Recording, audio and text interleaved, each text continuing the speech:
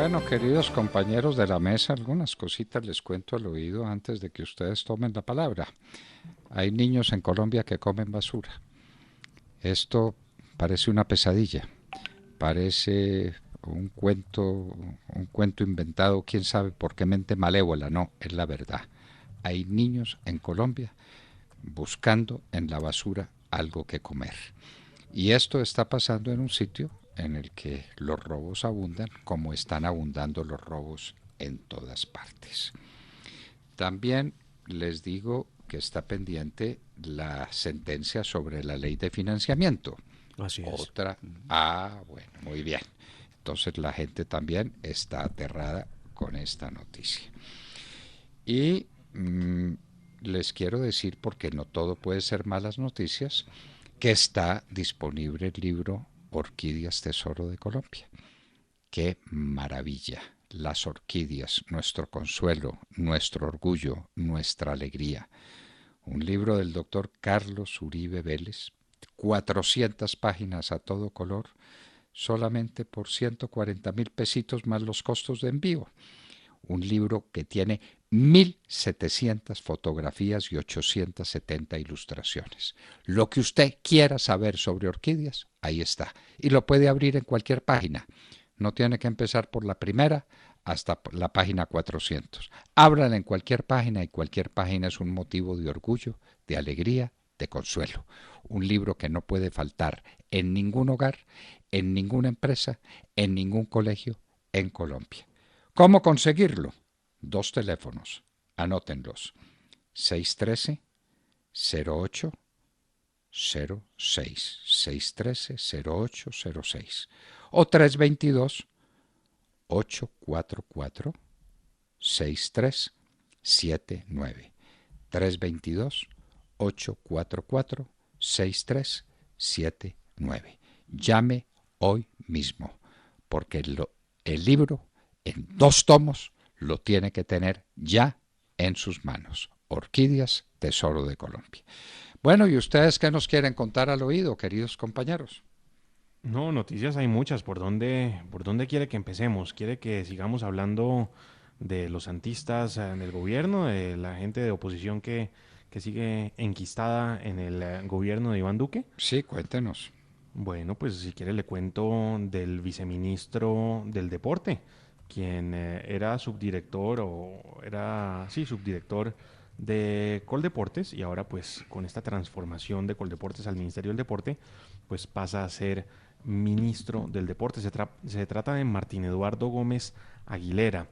Ha estado muy juicioso en los últimos días limpiando el Twitter y borrando algunos tweets algunos trinos que había hecho en contra del uribismo, pero pues quizá demasiado tarde, porque ha quedado en evidencia, hay quienes le han tomado pantallazos a lo que él trinaba o a lo que él publicaba en Facebook ¿Y tiene antes alguno? de ¿Tiene llegar al cargo. alguno de esos Sí, sí, sí, tweets? sí, sí. A ver, Mire, por ejemplo, tengo leámoslos. uno del día de las elecciones de 2014, de la primera vuelta, cuando Oscar Iván Zuluaga derrotó a Juan Manuel Santos. Este señor, que hoy es viceministro, escribió lo siguiente: lo que ha sucedido hoy en las elecciones es muy grave para este país. La posibilidad de volver a los oscuros y truculentos años de gobierno del dictador parecen ser una posibilidad. La única opción, votar bien. No hay más. Bueno, muy bien. Y ese es Ahí el está, personaje que retratado. hoy es. Soy viceministro. Sí, señor. Bueno, bueno, Viceministro del viceministro deporte de Lucena. de Lucena, pues un grande ministro. ¿De dónde se levantó ese tipo? ¿De dónde se lo levantó? Enemigo de Uribe y por supuesto enemigo del presidente Duque, o no. ¿No es Pero por esa la supuesto, pues lógica? contrario a a lo que fue el gobierno de Uribe, como evidentemente Bueno, lo manifiesta en esta publicación que acabo de publicar, y muchas otras que ya borró. Lamentablemente las estuvo borrando porque las estuve viendo en estos días, pero ahora veo que en Twitter pues varias personas la cogieron en contra de él, @J borrando su Martínez, pasado. y Recuérdenos se el puso a nombre. borrar los tweets. Recuérdenos el nombre de ese Sí, viceministro. el personaje se llama Martín Eduardo Gómez Aguilera, hoy viceministro del deporte. Bueno, Dios nos tenga de su mano. que Santos está muy enojado con Néstor Humberto Martínez. Sí, se molestó y de qué manera por cuenta de la columna El fin de semana en el diario El Tiempo que escribió Néstor Humberto Martínez, quien ya anuncia el lanzamiento de un libro que va a causar bastante interés en la opinión pública. Se llama Las dos caras de la paz y revela pues episodios que no conocíamos de esa relación que existió en su momento entre el presidente Uribe y el expresidente Juan Manuel Santos en el momento en que Colombia gana en las urnas diciendo no al acuerdo con los terroristas de las FARC.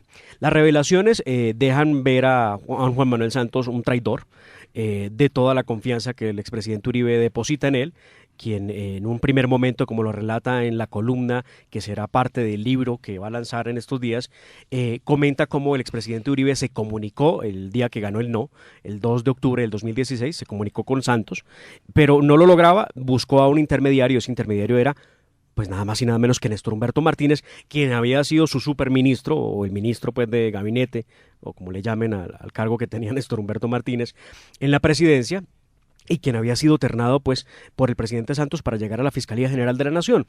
Narra Néstor Humberto que el expresidente Uribe lo llamó para decirle que él quería hablar con el expresidente Santos sobre el triunfo del no y para llegar a un gran consenso o acuerdo nacional. Néstor Humberto Martínez narra que logró comunicarse con Santos. Santos estaba haciendo el comunicado que le daría a conocer al país su decisión o su posición frente a los ganadores del no, y bueno, y allí fue donde logró mandarle un mensaje al presidente Uribe a Santos para sentarse a hablar del acuerdo. Siempre me pregunté, Demar, ¿a qué título alguien iba a negociar a nombre de quienes ganamos con el no? Ese fue el pueblo colombiano. Eso no tenía nombre ni apellido. El pueblo colombiano, era con el pueblo colombiano con el que había que negociar. El pueblo colombiano dijo no. Claro. Y como había advertido Santos, el señor de la calle, todo el mundo, si el pueblo dice no, es no. Y se acabó. Ah, no, pues dijeron no y a negociar. Pues Yo vea nunca, que nunca entendí eso. en esa Nunca negociación entendí eso. le tiraron un salvavidas porque nadie sabe exactamente cuál era el sentido del discurso. Néstor Humberto narra que llamó a presidencia a través del Falcon, el teléfono rojo que llaman de urgencia. Santos no quería pasar porque estaba muy ocupado escribiendo las líneas de lo que sería el discurso. Néstor Humberto le dice que es de vida o muerte, así que Santos se suelta un momento de lo que está haciendo con su equipo de paz reunido y le dice, dígame qué necesita, pero urgente porque estoy ocupado haciendo el discurso. Néstor Humberto le dice, vea, he recibido una llamada del expresidente Uribe, quiere sentarse a hablar con usted, quiere nombrar unos compromisarios para que puedan llegar a un acuerdo nacional sobre el acuerdo con las FARC. Gravísimo. Santos, gravísimo. pues imagínese usted la oportunidad de oro. Dice, muchísimas gracias Néstor Humberto, ya mismo voy a cambiar las líneas del discurso y voy a dejar abierta la puerta para que lleguemos a ese acuerdo. Y fue tal cual como ocurrió.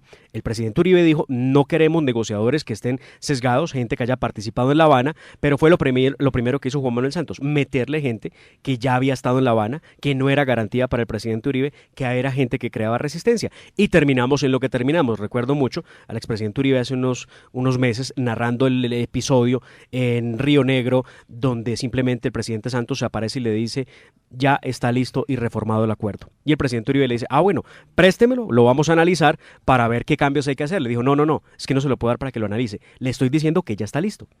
Y se firma en el Teatro Colón. Y se acabó. Listo, y se acabó. Y entonces eso pasa por negociar lo que no era negociable.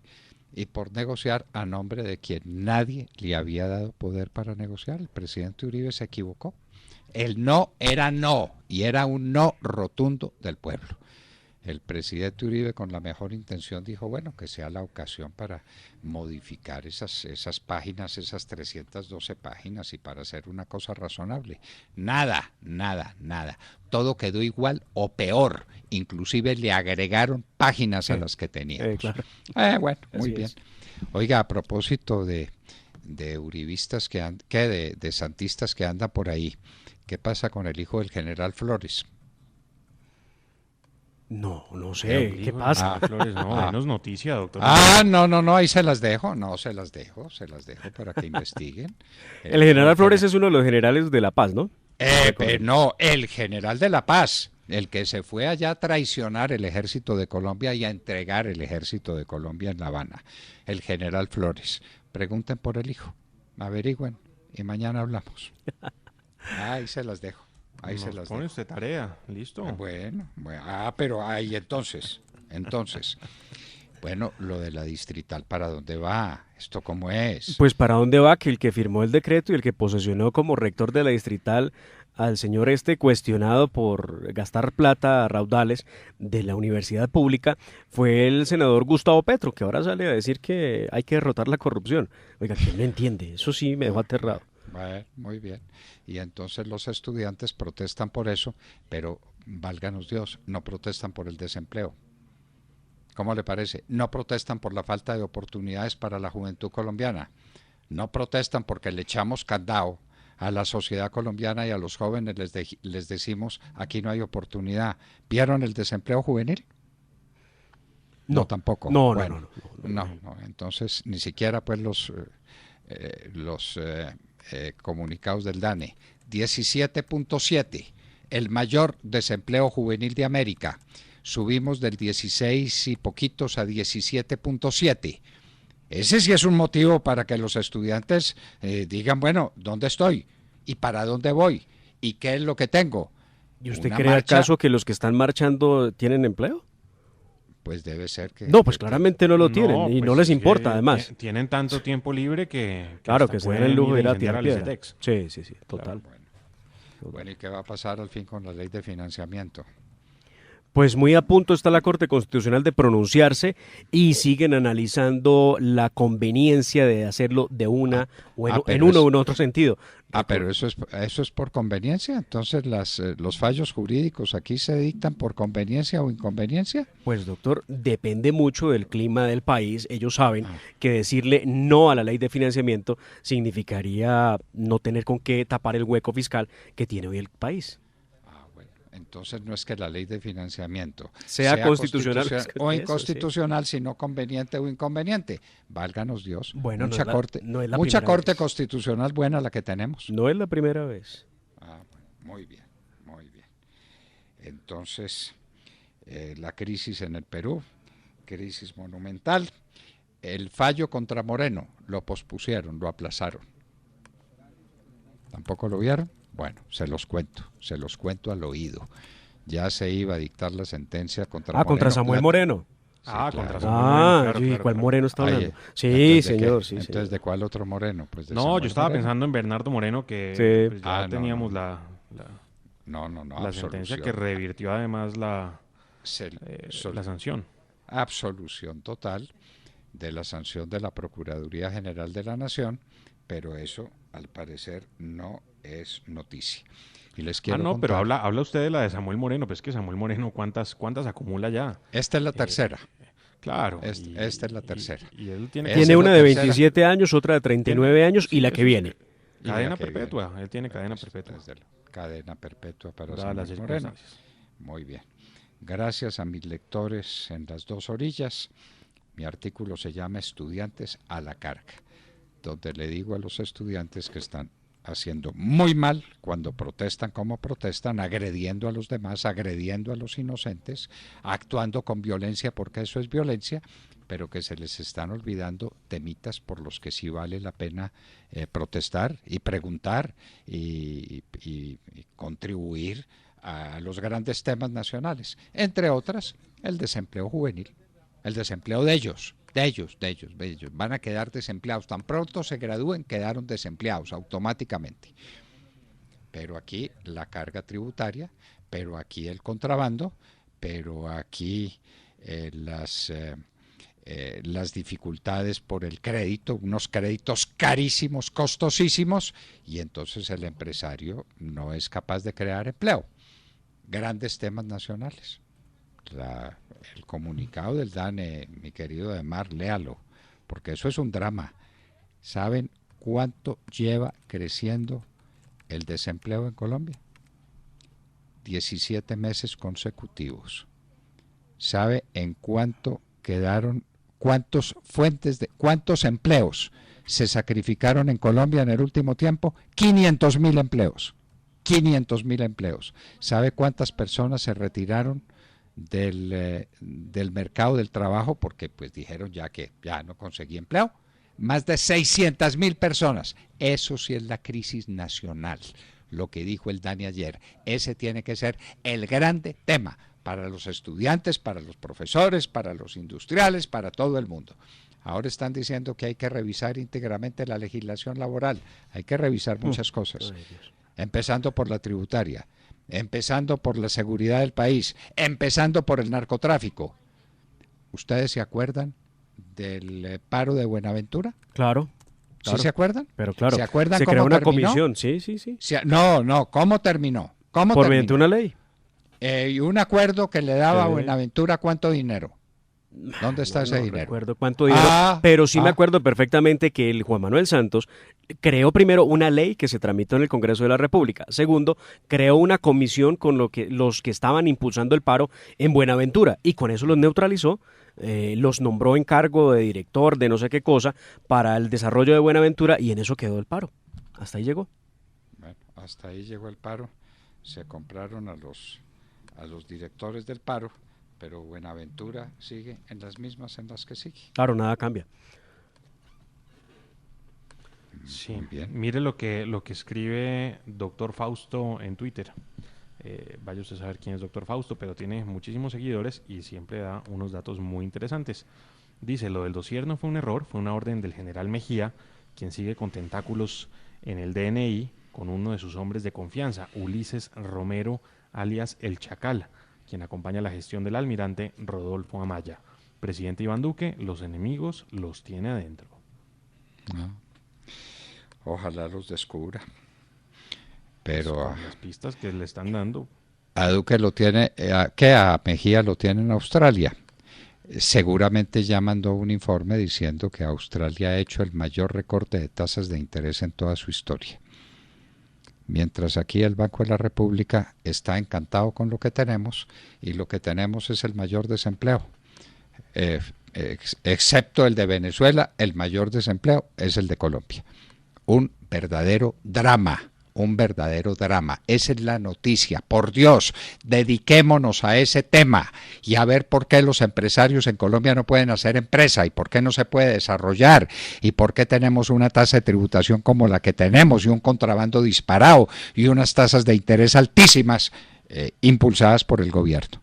Hay que decirlo. ¿Y por qué no hay industria de la construcción pujante? ¿Y por qué no hay industria que esté produciendo empleos? ¿Y por qué no hay campo?